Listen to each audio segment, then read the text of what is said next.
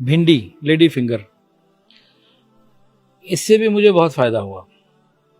हुआ क्या, मेरे घुटनों में ना, ये बात भी कई साल गुजर गए, कड़क कड़क की आवाज़ें आनी शुरू हो गई। बड़ा डर लगता था कि या अल्लाह ये क्या बनेगा, बड़ी फीलिंग होती थी। चलते हुए कभी घुटने से आवाज़ आए ना, फिर वो दिल हिलता है। तो मैं बड़ा परेशान हुआ, दुआ भी की, अल्लाह पाक आफ़ियत रखे, सदका वगैरह भी दिया, अल्लाह पाक खैर फरमाए। तो हकीम मजहर साहब दामत बरकातुहु आलिया हमारे ही घर तशरीफ़ लाए, आते रहते थे, हमारे मामू के घर तो रेगुलर आते हैं। उन्होंने एक बात बताई घुटनों के इलाज के लिए बड़ी बेहतरीन।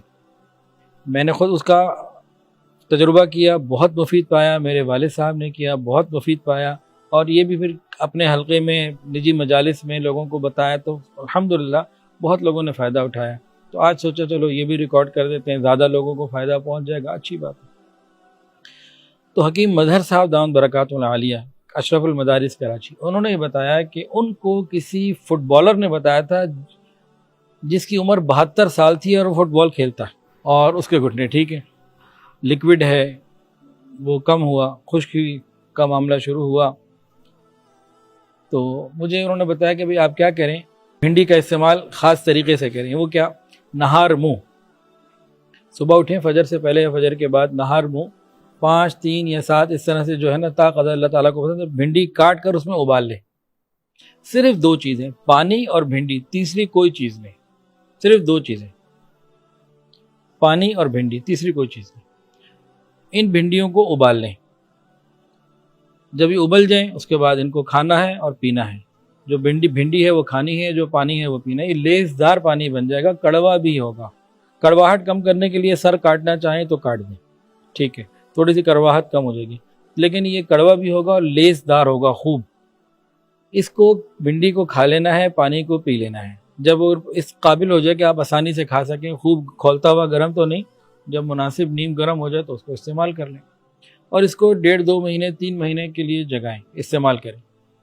तो मैंने जब इस्तेमाल किया था उस वक्त मेरी उम्र शायद 38, 39, 40 साल की इस तरह की उम्र थी, और मैंने 1.25 महीने की, 1 महीने से कुछ ऊपर इस्तेमाल किया था। मेरा अल्हम्दुलिल्लाह बिल्कुल दोनों घुटने बिल्कुल ठीक हो गए, और वो जो मसले थे वो ख़त्म हो गए। यानी कि अंदर जो लिक्विड की कमी थी, जो अंदर लेस जो भी था, वो अल्लाह पाक ने मेहरबानी फरमा दी, पैदा दोबारा हो गया, ठीक हो गया। उसके कई अरसे बाद दोबारा फिर हुआ तो फिर ये इस्तेमाल किया, और वालिद साहब ने भी इस्तेमाल किया, उनको भी फ़ायदा हुआ।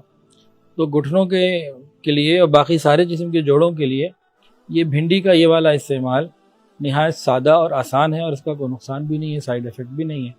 तो इसको इस्तेमाल कर लें और इसको रखें, महीना 2 महीना इस्तेमाल रखें। अभी आपकी ये डिपेंड करता है इंसान की ज़रूरत कितनी है, तकलीफ़ कितनी ज़्यादा है, उसकी उम्र कितनी है। बाज़ दफ़ा ऐसा होता है कि इंसान की उम्र बहुत ज़्यादा हो चुकी होती है, बुढ़ापा ख़ुद एक बीमारी है और उसका इलाज ही नहीं होता, वो स्टेज भी कभी आ जाती है। तो भाई वो फिर ज़रा ज़्यादा इस्तेमाल कर लें, ज़्यादा देर तक कर लें, तो कुछ फ़ायदा इंशाअल्लाह यकीनन हो जाएगा इंशाअल्लाह अज़ीज़। तो बहरहाल भिंडी और पानी 2 ही चीज़ें हैं। अब जब बताते हैं ना हम किसी को भिंडी और पानी, फिर फ़ोन आता है जी नमक भी डालना है।